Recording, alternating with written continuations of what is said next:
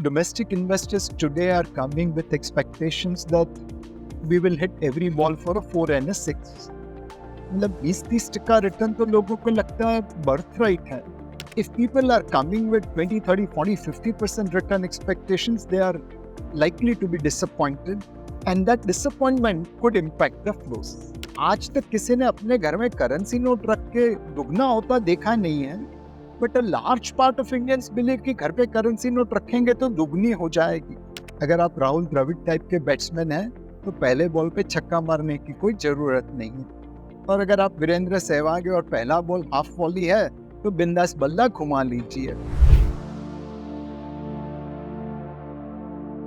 So, sir, Sensex and Nifty are once again hitting record highs every day, even when there are worries about not figure Q1 earnings. Where do you think we are headed? So if you take a 5-year, 10-year view, no doubt the only direction is up. Economy will do well and markets will do well.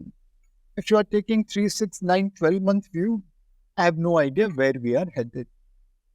On one side, we believe the correction in the market will be shallow and short-term because there is Triveni Sangam of fundamentals, flows and sentiment.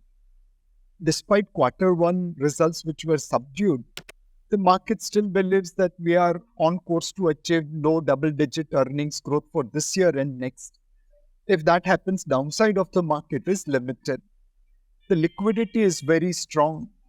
Domestic investors are participating, and we think global investors also will participate. And more importantly, sentiment about India is today strong.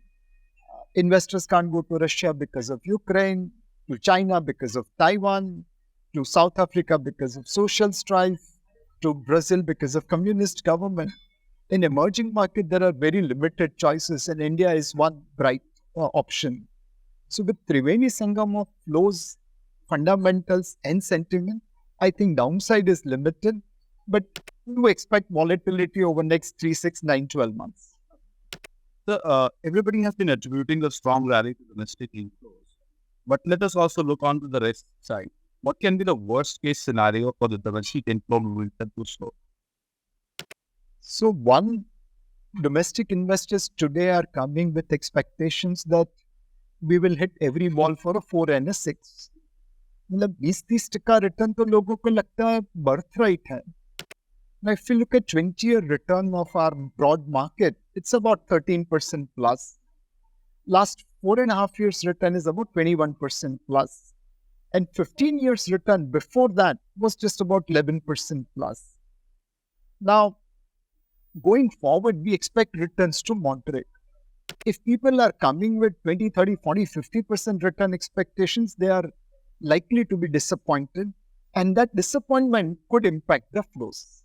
So, once the Fed starts cutting interest rates in September, RBI may also follow suit in October. What is the kind of impact do you think it may have on banks which are already struggling with record?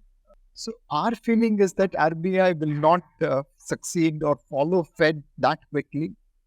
Unlike US, where economy is struggling and is sustained by very, very loose fiscal policy, in India, fiscal policy is becoming tighter, growth is above average, inflation is within RBI's target range. So there is no urgency for RBI to cut rates. Nevertheless, we think private banks today are waiting for clarity on liquidity coverage ratio.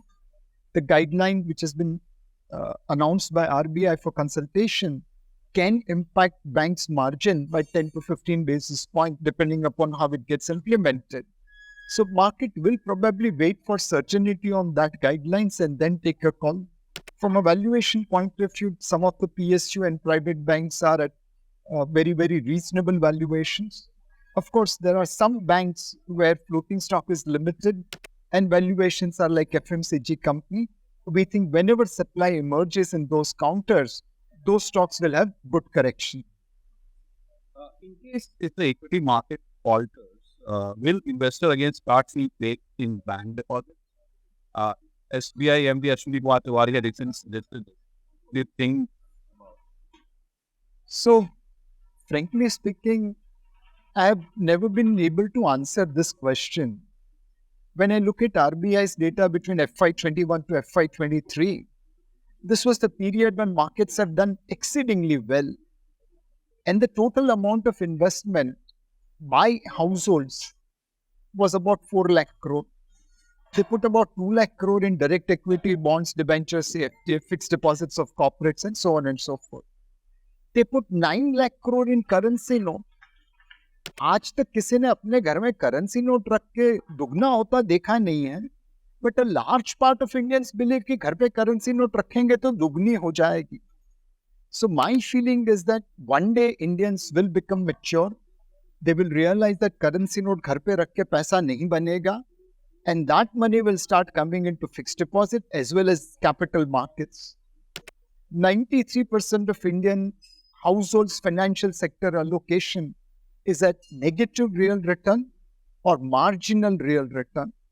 Only 7% is invested into potentially positive real return.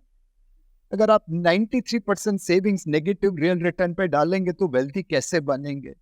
जिस दिन लोगों को ये समझ में आ जाएगा, there will be money available for both capital markets and banking system. One last question, sir. अभी के सिचुएशन में आपके हिसाब से आइडियल asset allocation strategy क्या होना चाहिए? What would you advise the investor? Do you think you would advise them to reduce equity exposure? So our recommendation is very clear. Always follow the dharma of asset allocation. अगर आप Rahul Dravid type के batsman हैं तो पहले ball पे छक्का मारने की कोई जरूरत नहीं है, और अगर आप वीरेंद्र सहवाग और पहला बॉल हाफ वॉली है तो बिंदास बल्ला घुमा लीजिए. आप अपनी फितरत के अनुसार निवेश करिए. This is the time where you should be long duration because rates are going to be cut. You should be long gold because central banks are buying gold. And you should be neutral weight to equity with some bias towards large cap. If there is correction in the market, you can become overweight. But at this valuation, it doesn't make sense to be overweight. So if you are over-invested in equity subject to your investment goal and risk profile, please book profit. If you are under-invested to your risk profile and investment goal, then please do systematic transfer plan or SIP to invest into equities. Thank you so much, sir, for giving your time. Thank you.